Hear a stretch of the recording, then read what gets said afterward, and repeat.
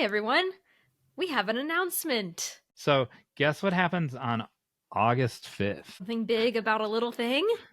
The 30th anniversary of Penelope Spheris's The Little Rascals. Oh my goodness. A Can you believe classic. that? You think that was big? I have an even bigger announcement than that. On the July 30th episode of Write Better Together, we will be interviewing the Paul Gay, the writer of The Little Rascals. Oh my gosh. Oh my I can't even gosh. believe it. It's just like everything it could possibly be in one episode. So, stay tuned. Nothing beats a buck and a duck.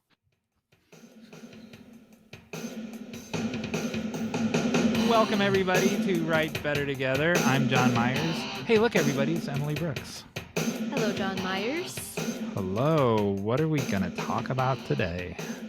We're going to talk about why you shouldn't freak out if you find a similar story to yours out in the world. Does that happen? It happens every time I write something. Yes. Okay. First, though, we're going to have a response to one of our call to actions. I'm going to try to stump Jon Meyers. Yay. Then we're going to have a new call to action. And there's going to be a mystery bag that hopefully I will get this time so I never have to do it again. So I don't think you've ever confessed that in an episode. Is that That's the reveal? That's the reveal. If I get it right, that's my reward. No reason to stay till the end because we revealed it in the first 2 minutes. Yep. But you don't know if I'm going to get it or not. All right. Maybe we all got out of our bubble this week. Yes. The whole world did. Got out of their bubble. Everybody got out of their bubble. If they were in a sliver of a certain part of the United States. Or if they weren't, they went there like I did. Oh, that's true. Yeah. So at the time of recording, we just had a total solar eclipse for the second time in my lifetime, which actually seems like pretty crazy. I think the next one's not for another like 20 years or something. So yes. Yeah, I got to go. So my husband and I, we have friends in Indianapolis, and I think otherwise we wouldn't have gone, but we were like, you know what? This would be a great excuse to visit our friends and also have a really cool experience. And I have a video of it, which I'll actually share. I'll put it on our YouTube or something, or you can go to my Instagram and see it at Emily Brooks Writer. It was very cool how dark it got. So that might be an afterthought because we asked for people to send some, yes, and we have some, but there's no like there's like one on YouTube and there's one on Instagram, and like yes. So we have a handful of them that our listeners and viewers have sent us, but they're like it was just 2 days. It's going to take us a week or two to collect them all from everywhere they are. And it won't be very interesting on a podcast, so we'll put it on YouTube, but it's not going to be on everywhere. It can be a YouTube only. Yeah, it'll be on YouTube. Good idea. So that's how I got on my bubble. How about you? So same. So I started to say this, and half of those people bailed on the assignment. Like, not that they didn't get the assignment, they bailed on the assignment because it was cloudy. Yes. But it still got dark and it still got chilly, right? And so we do have people who didn't bail on the assignment, and there's a video of it getting kind of dim and chilly, and they're like, oh, it's kind of dim and chilly now. And so that's valid because they got out of their bubble, right? Yeah, and so they might have been disappointed in the eclipse. Spoiler alert, it gets dark every night, everyone. So they might have gotten disappointed by that, but they weren't they still got out of their bubble, so they still accomplished what they got to accomplish. The thing that I noticed, so in my undisclosed location, it was beautiful all day, and the eclipse was going to be at 2:04, the totality, or almost totality, 98%. And then at 2:00 here came a cloud, and at 2:04 the eclipse was behind the cloud. And then by 2:30 the cloud was gone and the eclipse was over. That is And so so sad. it, but is like but is it though? Because I mean, the eclipse still happened, and Yeah. you still saw it in Indianapolis. People still saw it, or people still saw it, and oh no, I'm disappointed in nature. There was a cloud. That's that like there's a cloud. The moon going in front of the sun is nature. Like it's we're the intruders. The human beings are the intruders on the on the natural flow of these things. Um, so I don't know how old Reina Del Cid is, and she just switched her screen name, and I'm blank because I've known her for years as Reina Del Cid, and uh so follow her on Instagram. And so she did the same thing that Emily did, made a video of them going, they were in a car going somewhere to see it, and she had never seen one before, and she acted like it was like so amazing. Like it was the most amazing thing she's ever seen. It's like she saw water turned into wine, or she saw metal turned into gold, or something.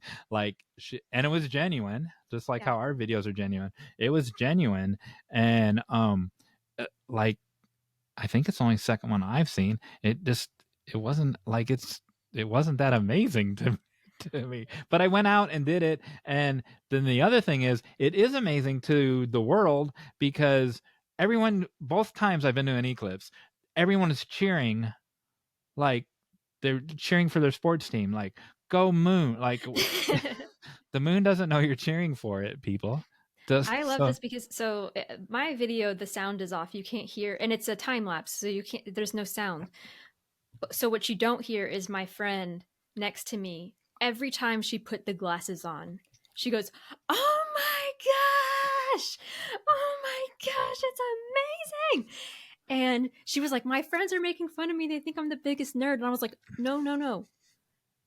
I love your excitement because I think that sometimes we're just like, like it's. I think it's a good thing when we can get excited about things, and it shows that you're not boring." so I agree. Like I'm teasing, but I'm not making fun of the people. But Yes. it was like someone scored the touchdown. Yes. Yes. I was in a park, and with the top down in the car, and it, I don't know, there's 100 people in the park, probably park next to a golf course, and it was like, I don't know, it was like Bruce Springsteen walked in the room or something. and and and the other thing is there's no element of surprise to it. So if anything, they should have been cheering for the cloud. The cloud was the surprise. The moon was going to go in front of the sun at 2:04 no matter what happened. If it was raining, the moon was still going to go in front of the sun. And so Yes. that's all I. One more thing that I'll say about it is with like what you were saying, is that we had decided we thought it was going to be cloudy, but we had decided that going to Indianapolis, spending some time with our friends was going to be worth it, whether we saw it or not. And we played the license plate game. What is that? It's where you try to find as many different state license plates as possible, and we saw like I think in the end we had like 27, not including 2 Canadian license plates. So a lot of people got out of their bubble, and whether they had seen it or not, they still got out of their bubble. It was still worth it.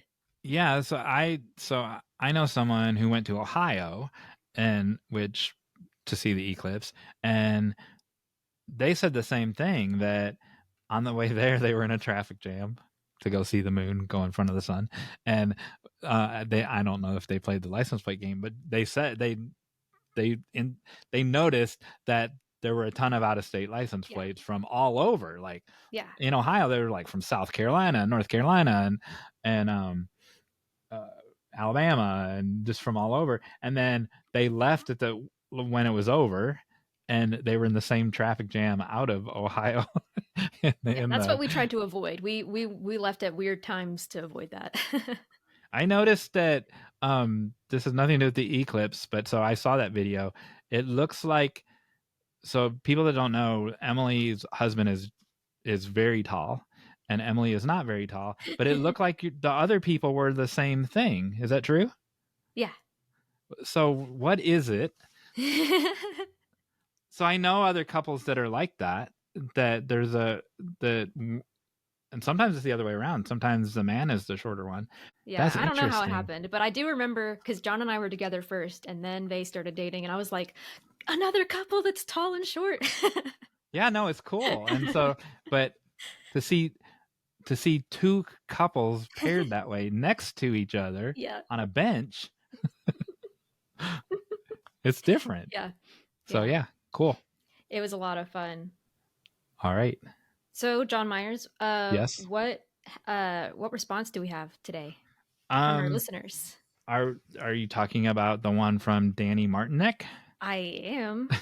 Hi, So Danny. Danny Martinek came out to the Southern Oasis Film Festival in Sevierville, Tennessee, to see us, and so Bob issued to the crowd, to the audience, a call to action, which was create a log line, go outside, create a log line on the first thing that you see, and the first thing that Danny saw when they um helped me carry a table out of the theater was that they saw a cardboard box, and so they wrote a log line about that. And because I'm so prepared, I have that log line pulled up. We got another inanimate object An- Pixar log line. Another inanimate object that's recyclable. Yeah, yeah. Um, in a previous episode, you pointed out Ashley's water bottle had feelings. It is anthropomorphic. Is that the right word? Am I Yeah. saying the right word? Does that apply? Does it only apply to animals that I take on was about human? I was about to say, is anthropomorphism mostly about animals? Is there a word that's for objects? For an inanimate object, Yeah. a water bottle that has feelings. I think I've heard people use anthropomorphic for it. Are they using it properly? Now I'm questioning. Yeah, I never would have questioned it before, but now that you say that, I just wondered. The world it's doesn't called the have. Pixar effect. The world doesn't. It's the rushing of the sea. If so, Oh, that was the perfect. name of their film. And here we go. Here is their uh, premise for their film. A young cardboard box separated from their fellows and left empty behind movie theater chairs after an event, spends a long weekend binging eclectic movies and filling up with dreams. Reunited with the other cardboard boxes by the recycling bin, see, there's recycling again. Our hero has to show their friends and family that cardboard boxes can contain more than just the temporary stuff that others want, and they have to do it before they're all recycled into brand new identities. Your Nice. response, Miss Brooks? There's so much character development in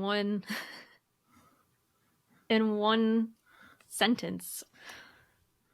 That is more than So many one sentence. emotions. Oh, more than one sentence, but so many emotions portrayed.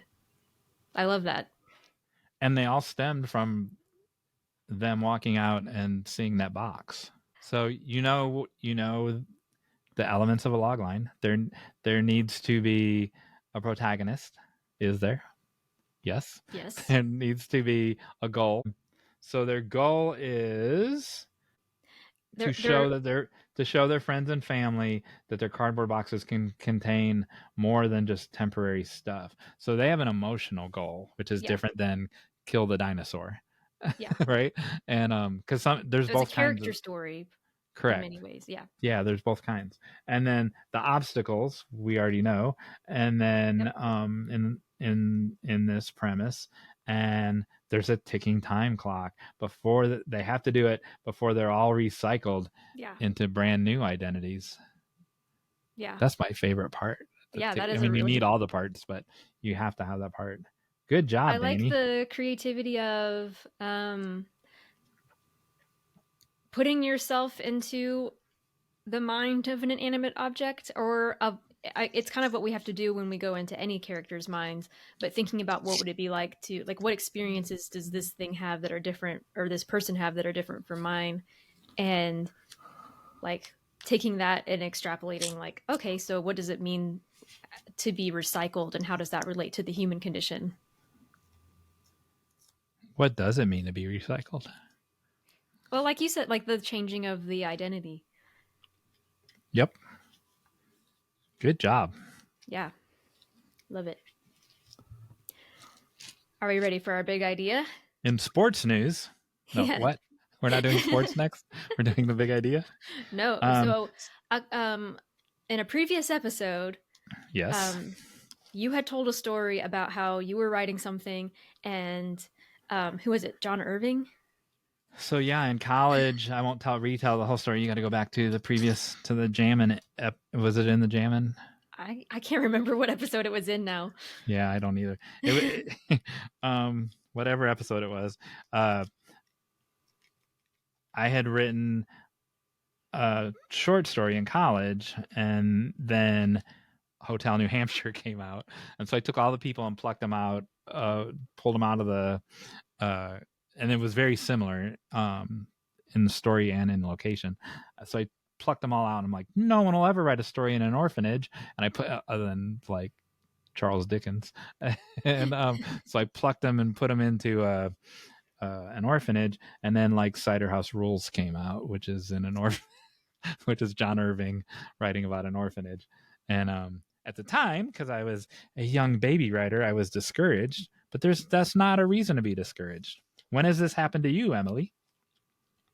Every time I write something, um, to be fair, I've never found anything that was just exactly what I was writing, but it was usually like, oh, I'm doing mushroom magic, and somebody else just came up with something with mushroom magic, or I did a swamp and somebody did something with a swamp, or I'm doing I'm doing this location and somebody's doing that, or this kind of character and somebody just did that. Usually there's always some element that you end up seeing somewhere else. So the one that I was thinking about when in that previous episode that came to mind, I'm not going to read the log line for it because we'll do an afterthoughts about log lines, and I'll read the log line in that one.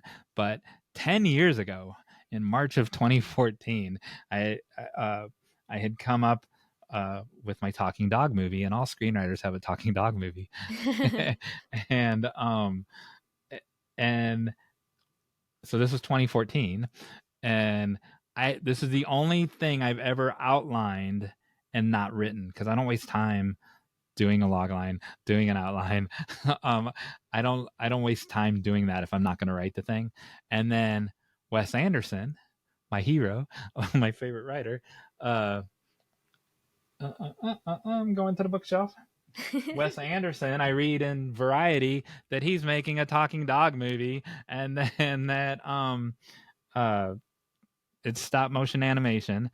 and I'm pretty confident in my abilities, but I cannot write a better talking dog movie than Wes Anderson. I just can't, right? Is what my thinking was at the time.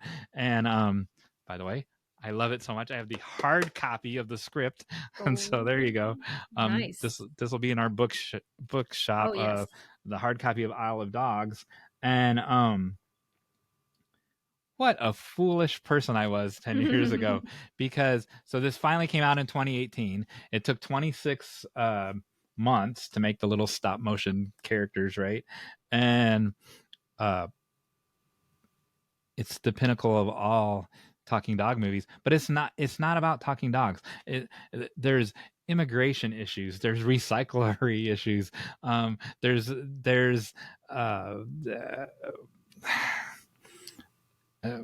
there's class issues, all in this film, and mine's a rom-com, and so they're just because the premise is the same, they're literally, they would have not, even if I had Anderson's log line or he had my log line, we wouldn't have written the same film. And so go say something more about that. Passing the torch. Yes. Yeah. So I used to feel the same way, and I remembered that the particular instance that this happened was with a middle grade novel that will never see the world that I wrote. Um, but I almost stopped writing it because I saw a story that had I was doing portal magic, and it was a kid story doing portal magic.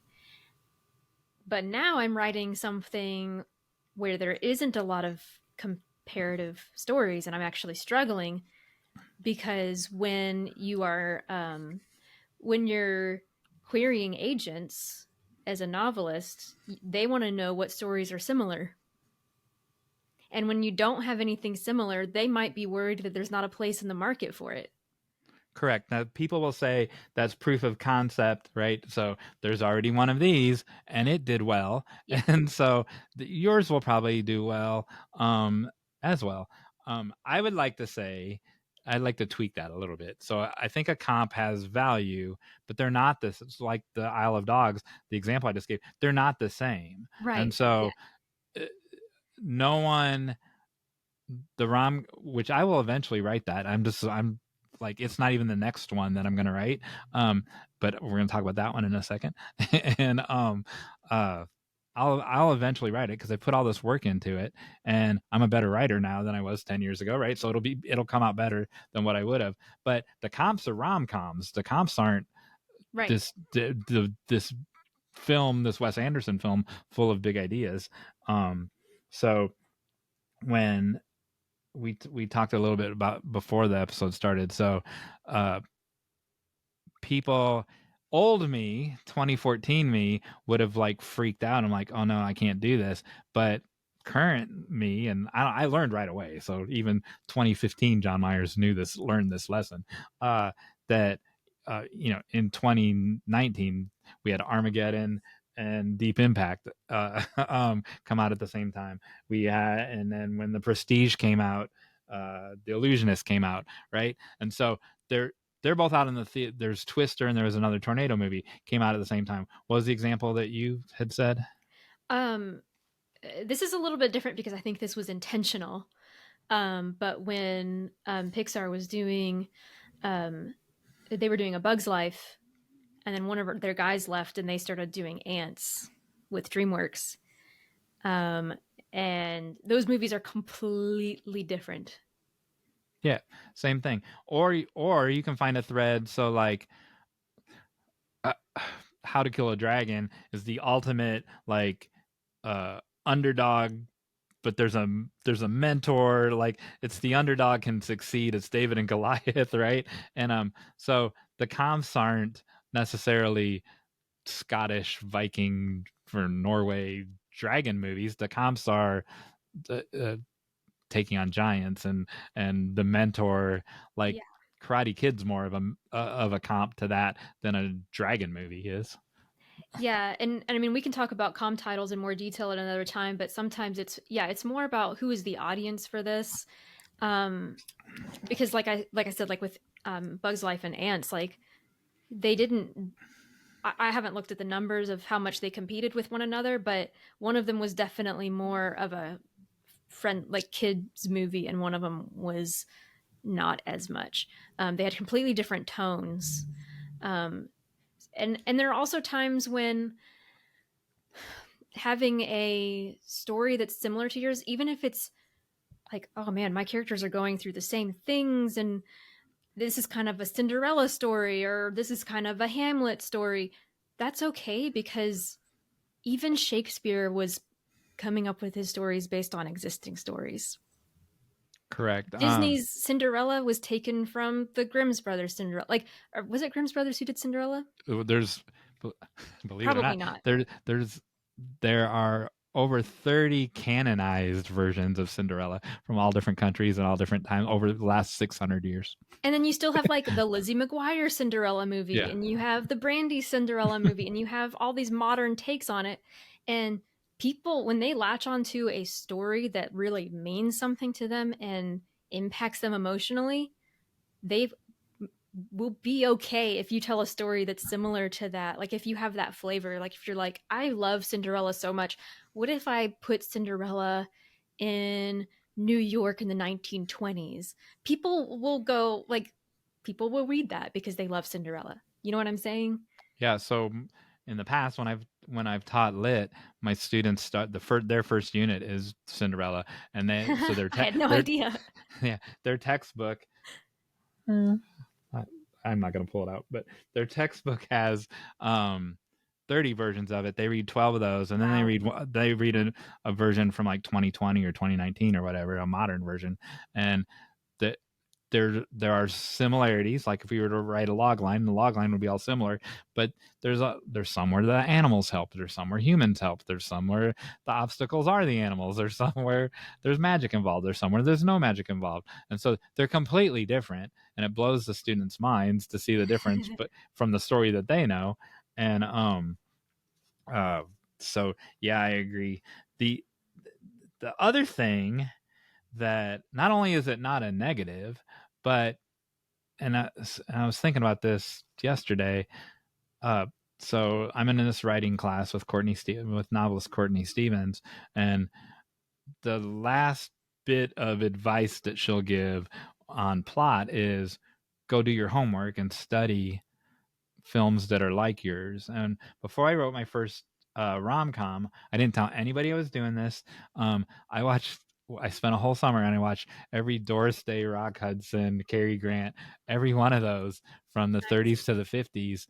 And because I wanted it in my DNA, right? I just wanted the flow Mm-hmm. of those, and they're all different, right? People think they can lump them all together. They can't. They're all different.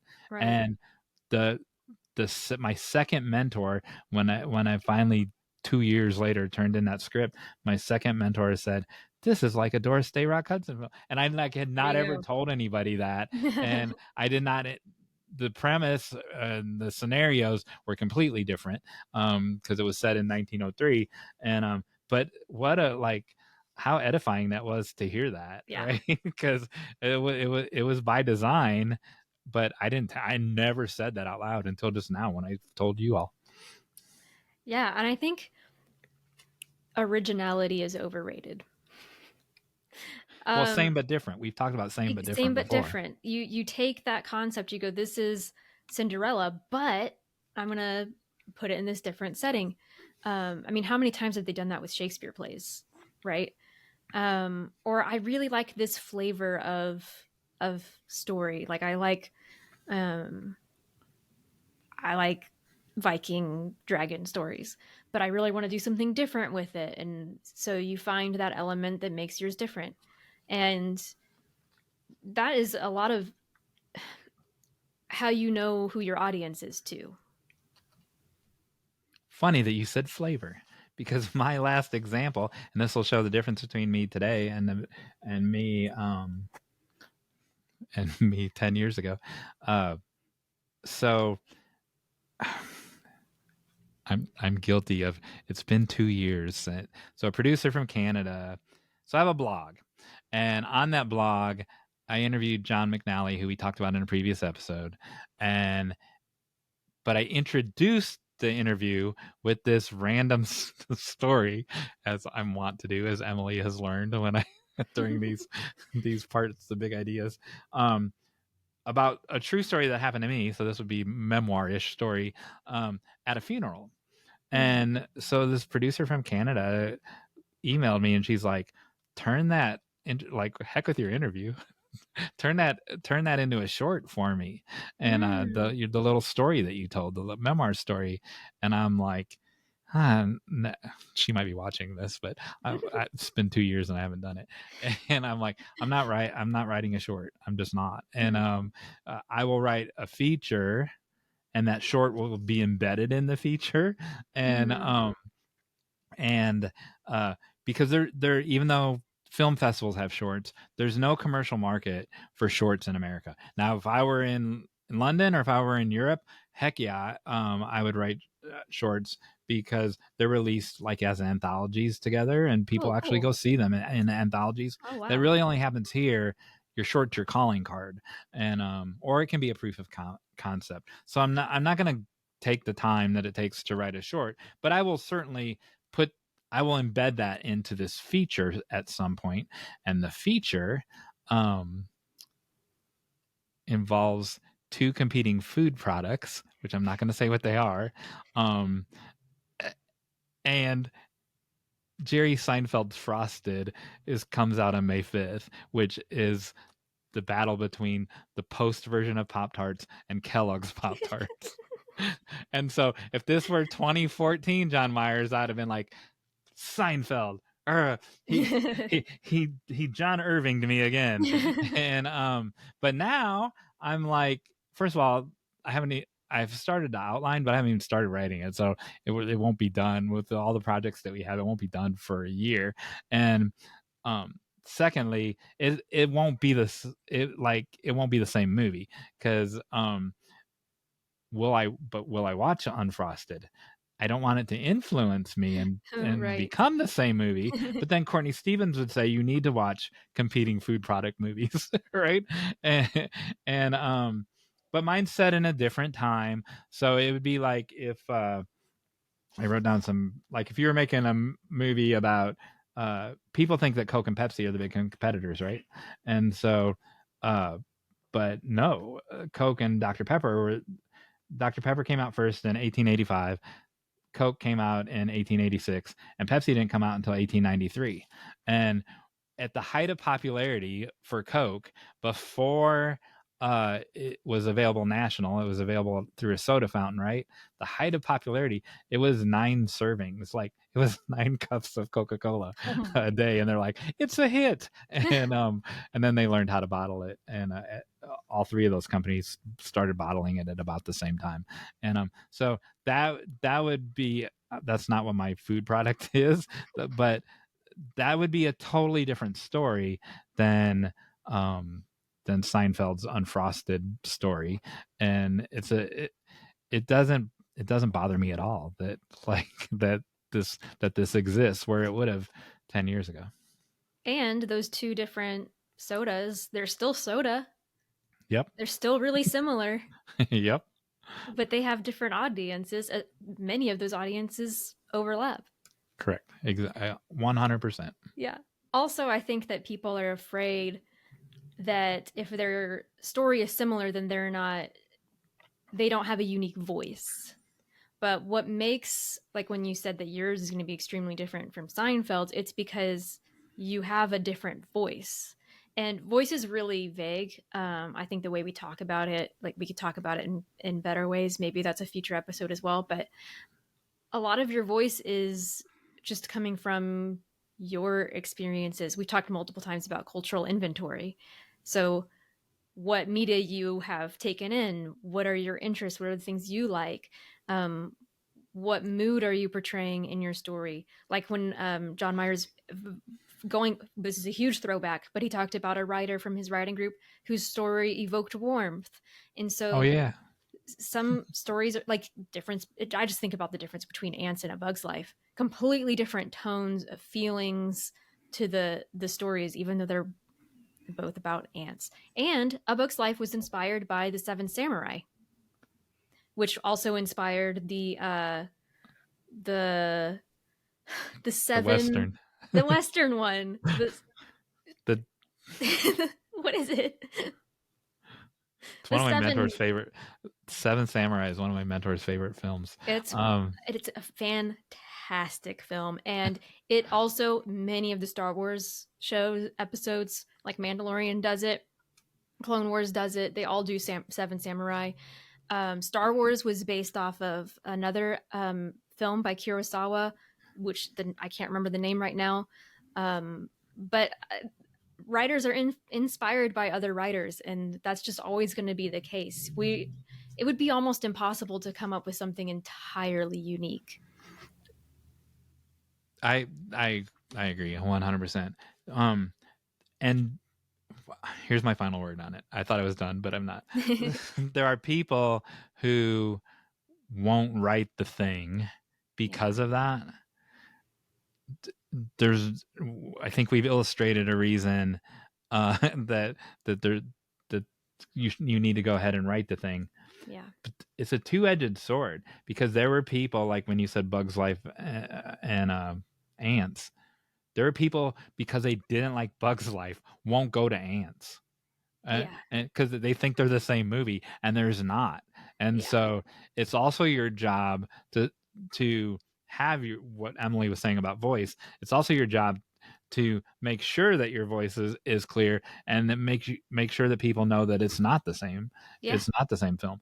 Again, I always write ensembles, but I don't always write rom-coms, but I always write ensembles. And so my competing food product story will be an ensemble, but it'll also be a rom-com that Mhm. spans over generations. And so it would be closer to Romeo and Juliet than it will be to Unfrosted. And so I'm not worried. I'm not worried about it at all. And Yeah. when I'm talking about it, when it's finally done, I'll be, no one's going to compare it to Unfrosted, because it's not the same story. Right. Right. Hey, Jon Meyers. You got all choked up when over the Hey Jon Meyers time. I was just Um, getting ready. it occurred to me that, like, whenever you say Hey Jon Meyers, then I'm like, oh no, and I love learning one new thing every day at least, and so I can always count. We normally film these on Tuesday, sometimes on Wednesday. I already know that day I'm going to learn something new, and so I shouldn't go, oh no, but I do. But so I don't I know. Here mean, we go. I'm going to learn it's something funny. now. Well, maybe you already know about anything I mentioned could be something you know about because I can't run it by you before. All I said Correct. today was don't watch YouTube because I accidentally messed up our algorithm where we're getting recommendations on this topic. So, Oh, so I got that text right before we started filming, and I didn't know what you were referring to. So okay. yeah. I looked up videos about it and then the algorithm was like, "Watch this video about it. Watch this video about it." So, So you did that on Right Better Together?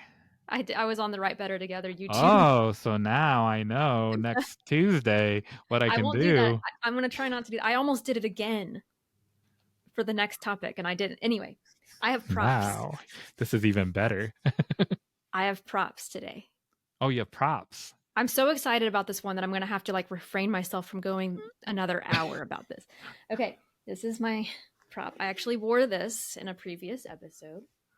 Okay, a jacket It's a sweater. and a sweater. And you read that? Something sweater market. I can't read the Aran first word. Sweater Market from the Aran Islands of Ireland. Okay, Wow. do you know anything about Aran sweaters? No, I know nothing. Yay. Okay, so I am a knitter and I've talked about writing stories with Knitting Magic and that story was inspired by Aran sweaters. This was a gift from my parents for Christmas one year. Everybody in my family got sweaters from this place and we learned, first of all, I just love the sweaters. That's why we did it. I learned that these sweaters are go back to fishermen. So they're also called fisherman sweaters. And the stitches, so the cables are all made to be unique. First of all, the stitches are inspired by the landscape and by different things. So like some of these represent like fishing nets or fish scales. Or things from the landscape, but they also, each pattern is unique to the family clan. So people listening can't see any of this. So Yeah. on the in the show notes, put like close-ups of that. Yes, and I'm going to Because that's share something. fascinating to me. I'm going to share my screen for a second Oh, because okay, cool. um, those of you watching the YouTube video will see the Brooks clan history display that you can buy on Aaron.com, and it has It has that the stitching or Brooks that knitting pattern. the Brooks family pattern. Now, I don't know if this is, my ancestry or not, but I still think it's pretty cool. So if you have an Irish last name, you can find your pattern and you can buy sweaters in your pattern. So I make my own Aran sweaters now. This one's mine. And this is, again, you talked about how tall my husband is. This is John's. Oh my goodness.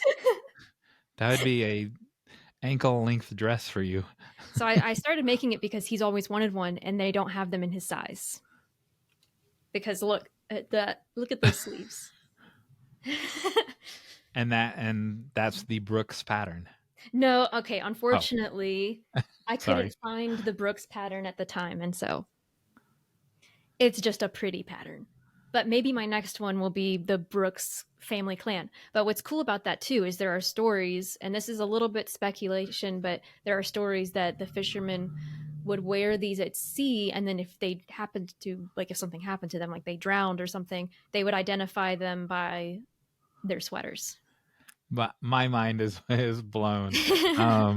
That, like, and then I've probably seen you wear that one of those sweaters. I Yeah. know besides on the podcast, like back Yeah. in grad school or whatever. Mm-hmm. And so someone can be walking around with wearing a story. Yeah.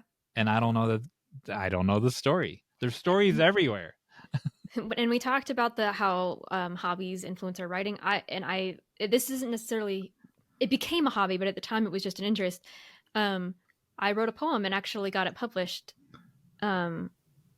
specifically about the fisherman's wool sweaters. That's amazing. And so I amazed Jon Meyers. I stumped him. when you were I forget what they were. When you were shadowing people in grad school, did you shadow Rigby or Alvarez? Alvarez. So were you there? So I shadowed Rigby. Were you there when he talks about on the first day, like the language, like drum beats are language, and like the different things that are that constitute language? No. Okay, so for some reason I observed him when he did that, and things that you don't expect to be language that are languages. So like Robin Hood that we talked about before, Yes. or drum patterns. So my crazy train of thought was that I had seen this Irish drum pattern that was actually a language, and then Wow. you have an Irish knitting pattern that's actually a language. And you earlier in a previous episode, you taught me a new word that I don't remember now about knot tying, and that pattern of knot tying was a language. Yeah. So Yeah. what was that word? I'm blanking on it right Oh, now, but sorry. it's the Aztec Yeah. string language. Yeah. Yeah. And so I think you have an affinity for speaking through thread or through yarn. Textile material. Yeah. Fascinating. I've also written a short story using where this story might get published.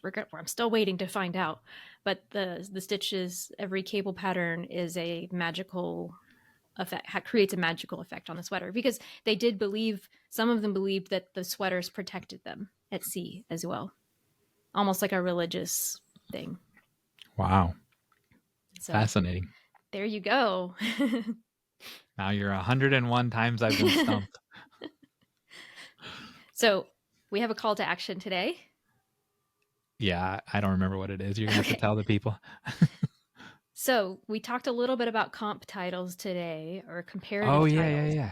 So we want you to share comparative titles for your work in progress. So what are works, it can be film or other books, that are similar to yours, that if you're pitching your story, you can say it's kind of like this or kind of like this. Tell us those. Do you have that? Do you know that for yours right now?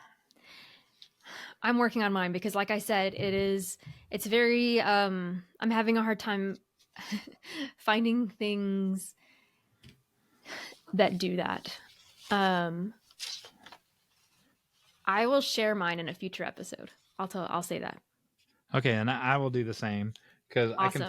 I can think of one comp, but I can't think of two. So I'll do the same and think I'm of trying yeah. I'm trying to remember which ones I landed on because I had several, but I want to be careful and say the right ones. So in case anyone's gonna quiz you on it later. yeah. Um.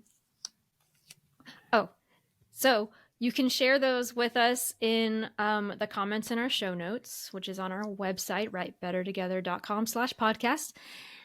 Or you can share it in the Facebook comments or Instagram comments or wherever you're seeing our episodes.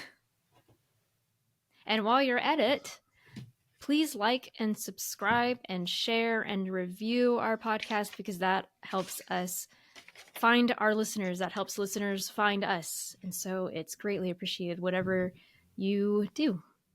And I saw there's a join button for the first time on YouTube. So if you know what that is, join us too if we have one. If Yeah. someday we have one. Yes. The other thing that I learned, so I was saving that for this, is when you comment on our Instagram posts, your comments don't count if they're less than 5 words.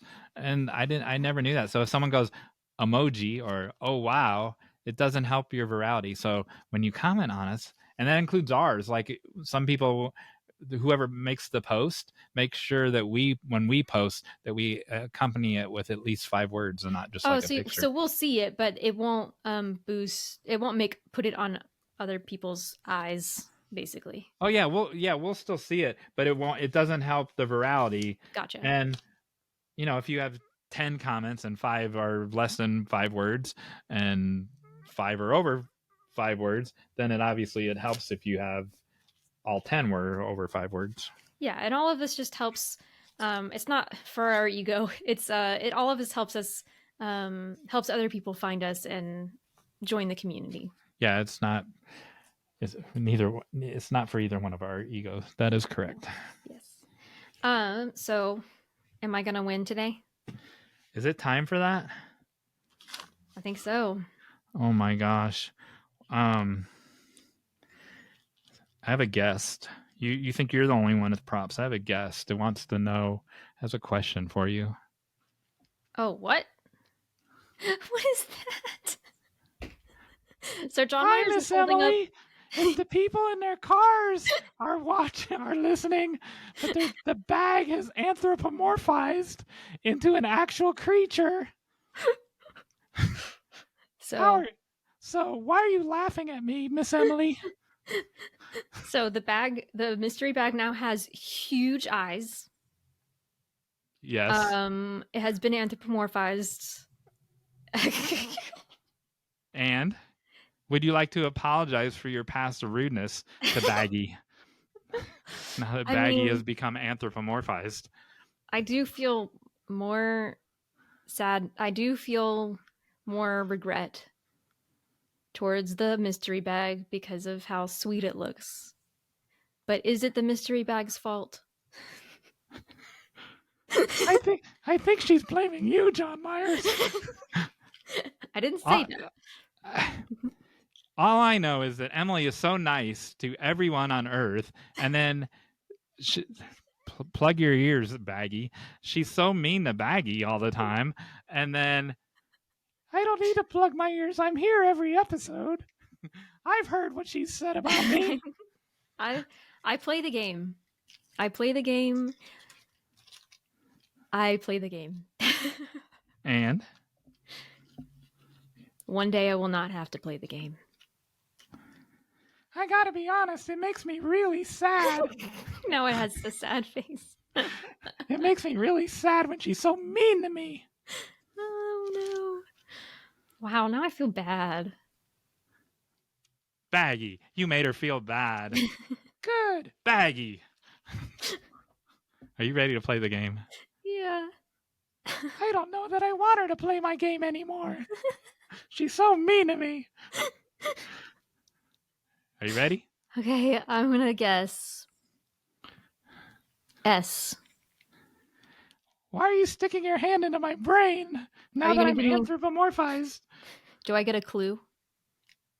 So, I forgot about the clue. You forgot about the clue. Yeah. So one of our listeners came up with a great idea Yes, thank because you, Janice.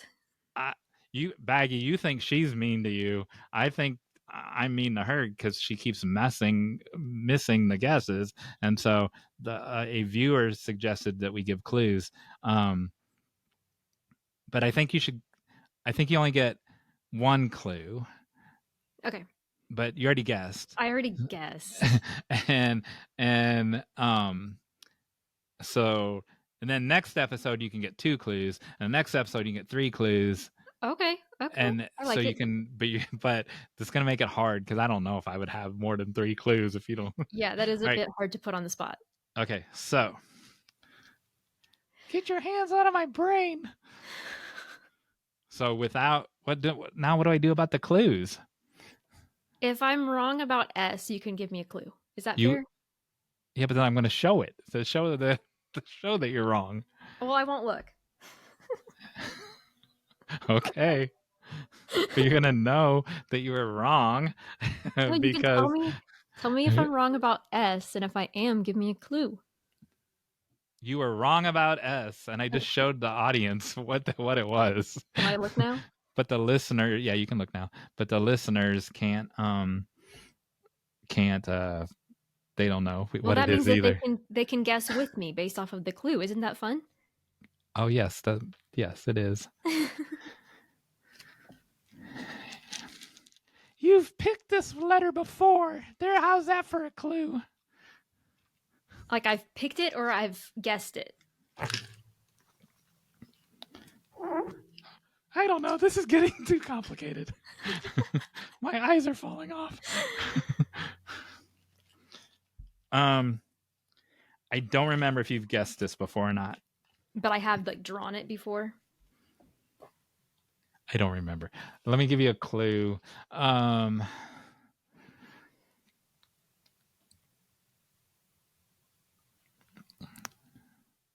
So the viewer also pointed out Jon Meyers will really have to be on their toes because he'll have to think of clues on the spot. Yeah. And so I am. So this letter just dropped on the floor. Oh my gosh.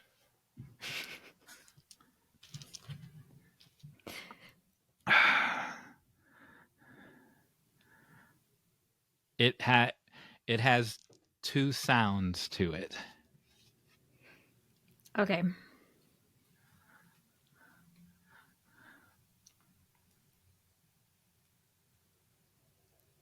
C. C?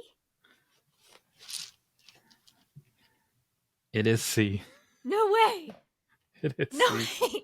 I already showed the audience, but it's C. No. You're so happy.